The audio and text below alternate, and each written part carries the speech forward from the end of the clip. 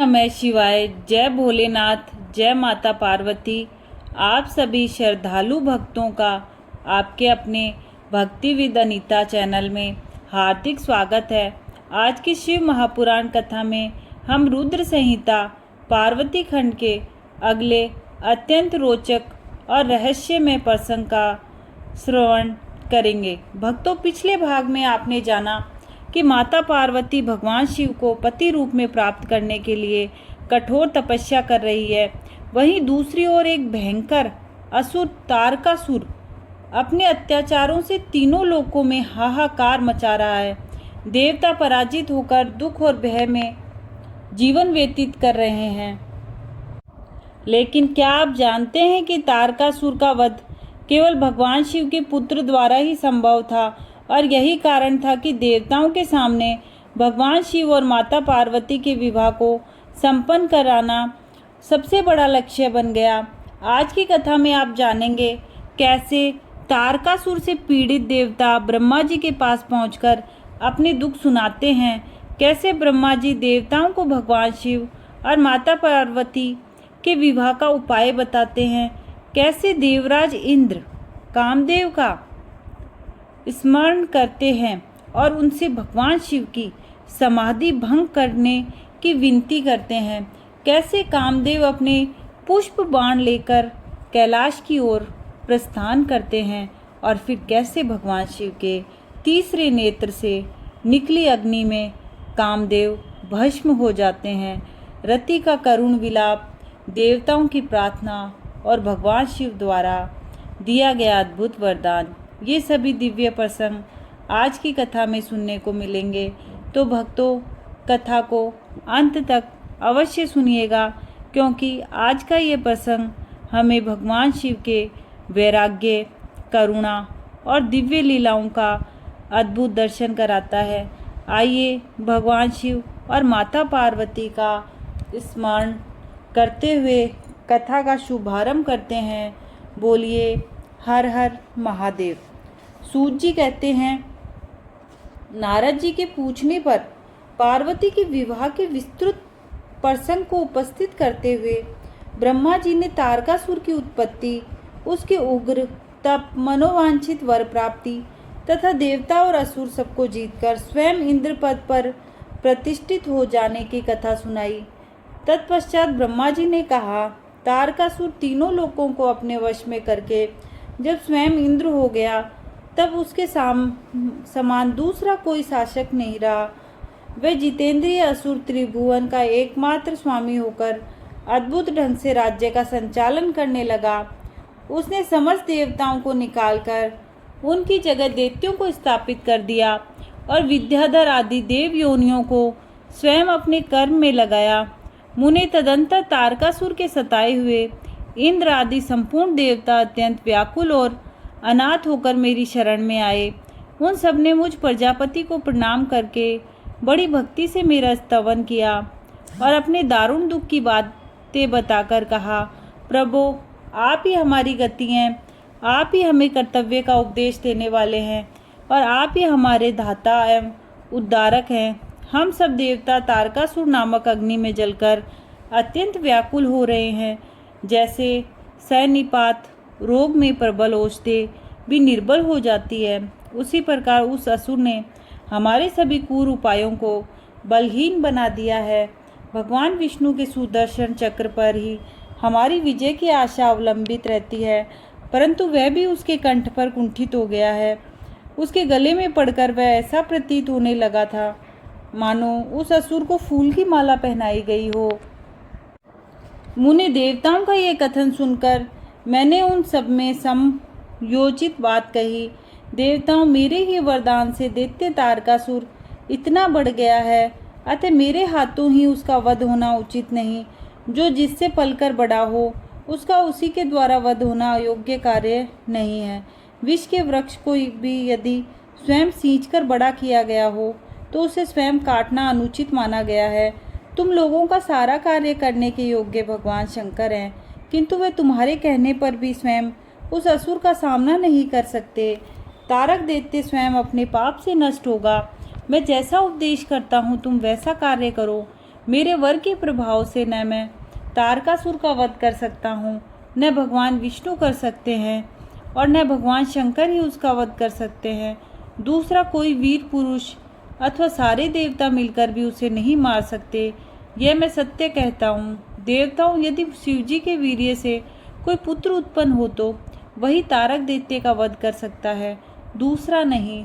सुरश्रेष्ठ गण, इसके लिए जो उपाय मैं बताता हूँ उसे करो।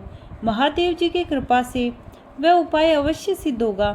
पूर्व काल में जिस दक्ष कन्या सती ने दक्ष के यज्ञ में अपने शरीर को त्याग दिया था, वही इस समय हिमालय पत्नी मेनका के गर्भ से उत्पन्न हुई है।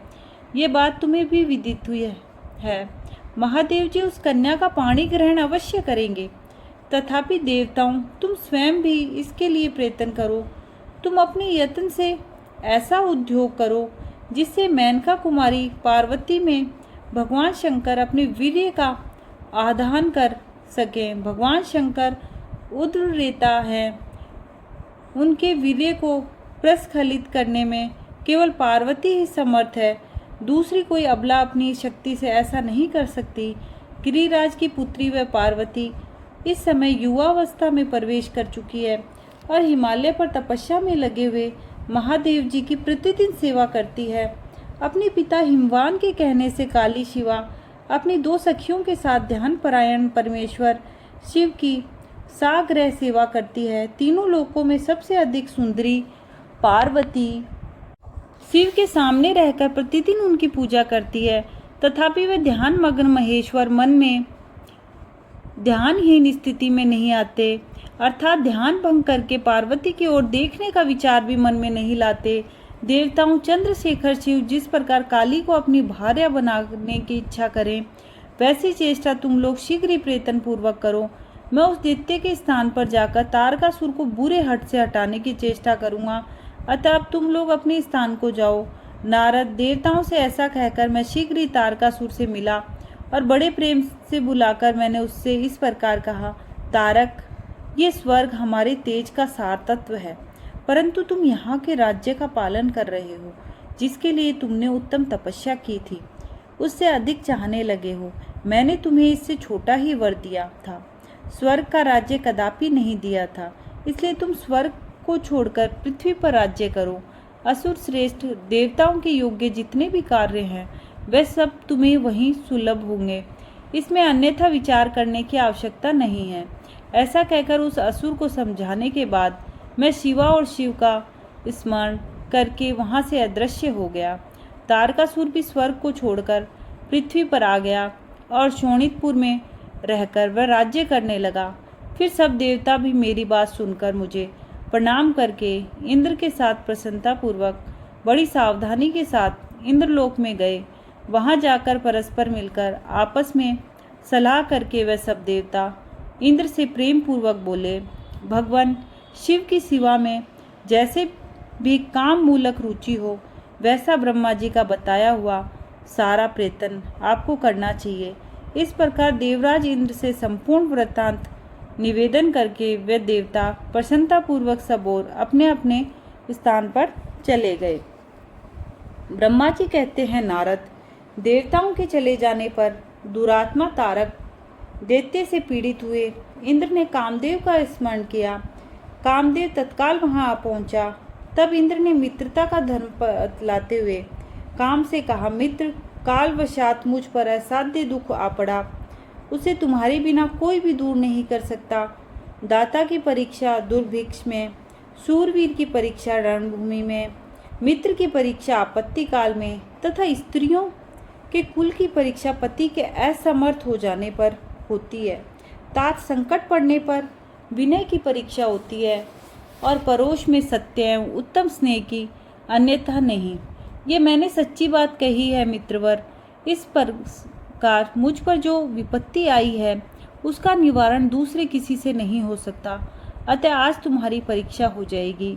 ये कार्य केवल मेरा ही है और मुझे ही सुख देने वाला है, ऐसी बात नहीं है, अपितु ये समस्त देवता आदि का कार्य है, इसमें संशय नहीं है।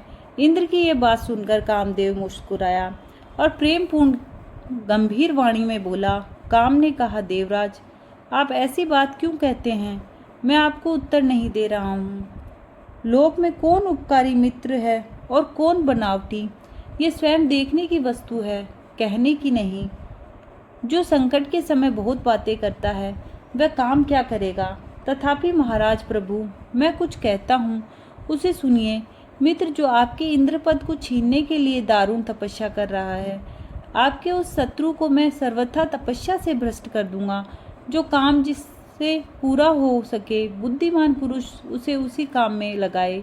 मेरे योग्य जो कार्य हो वह सब आप मेरे जिम्मे कीजिए। ब्रह्मा जी कहते हैं, कामदेव का यह कथन सुनकर इंद्र बड़े प्रसन्न हुए।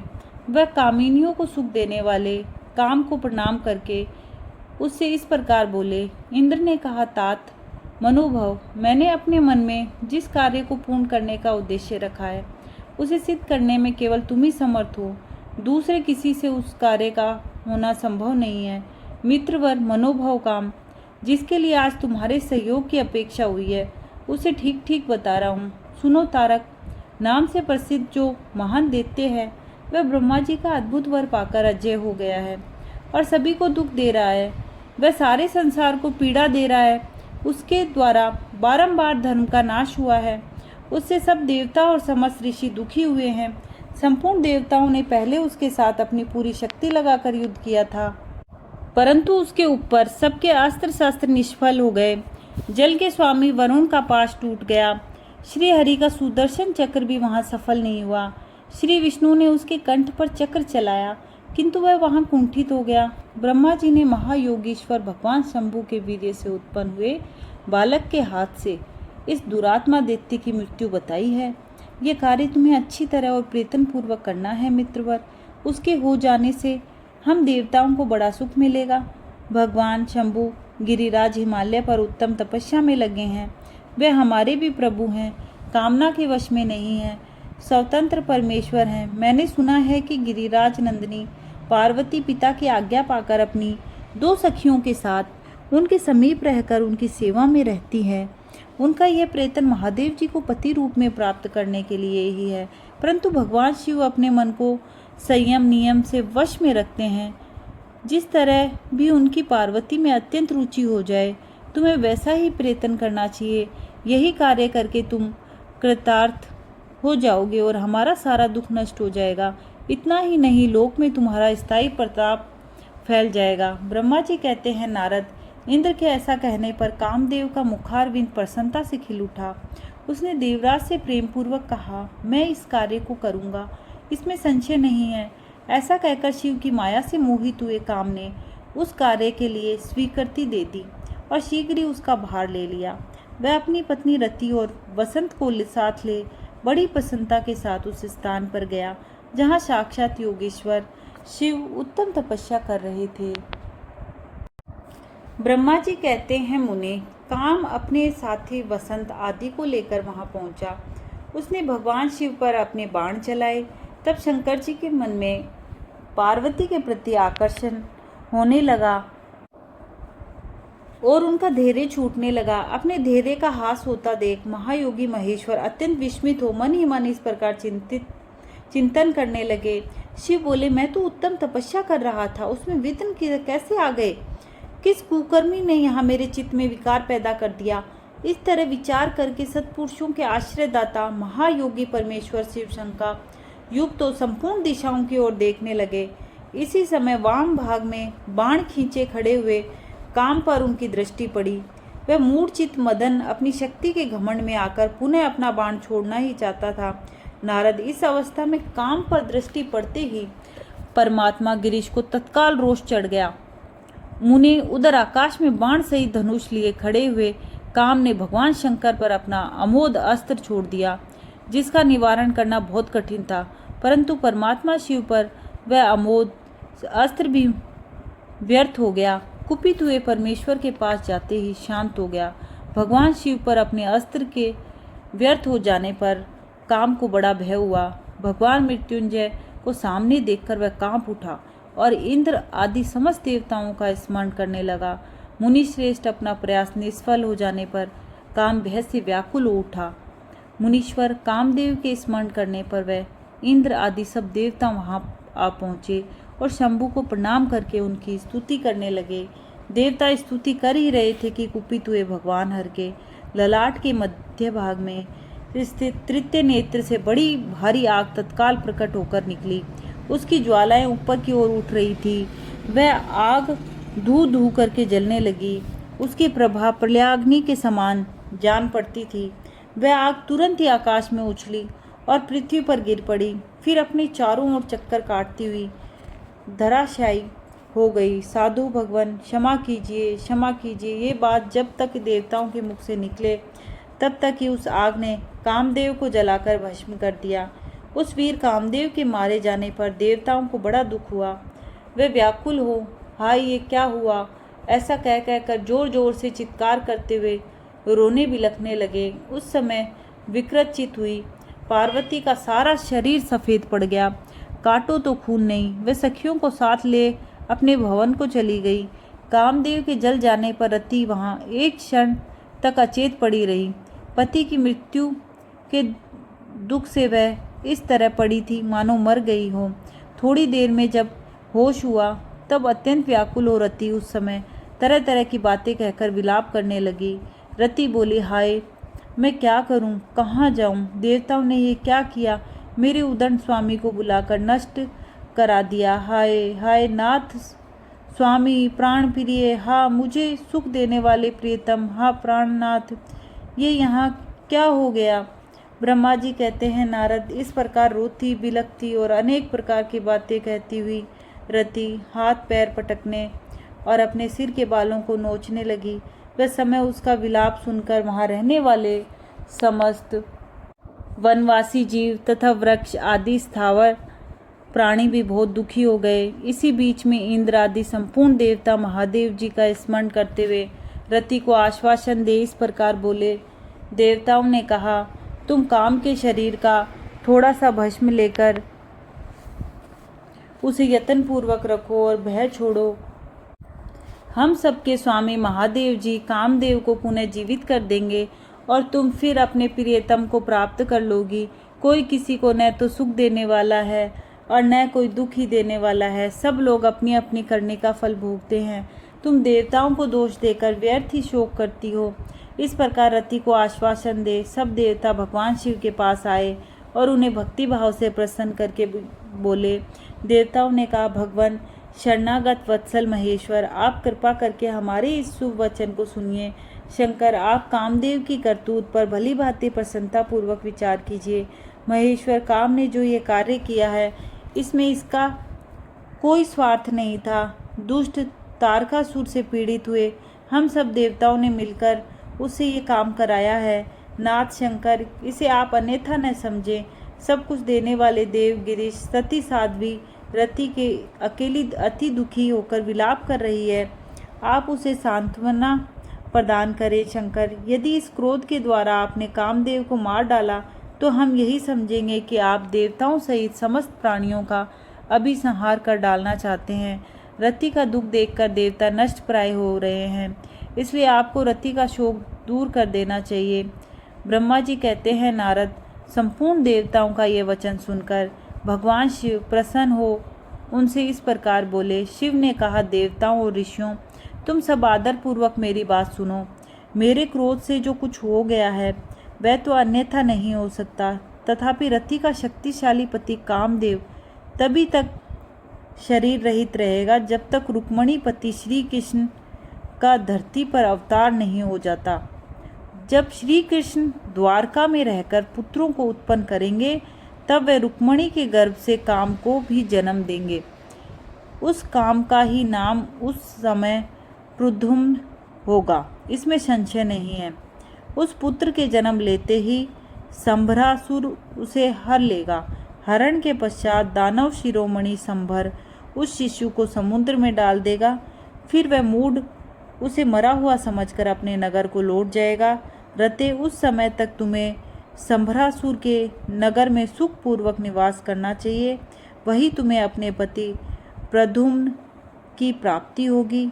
वहाँ तुमसे मिलकर काम युद्ध में संभरासुर का वध करेगा और सुखी होगा।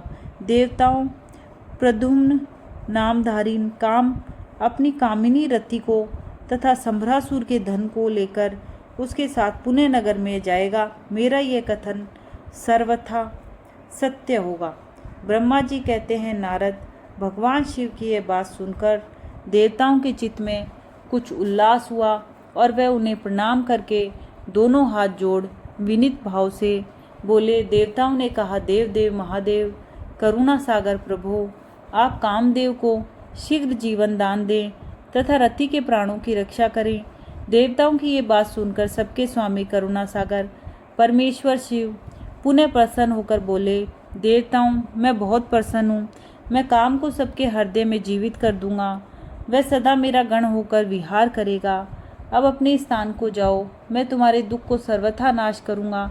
ऐसा कहकर रुद्रदेव उस समय स्तुति करने वाले देवताओं के देखते देखते अंतर्धान हो गए।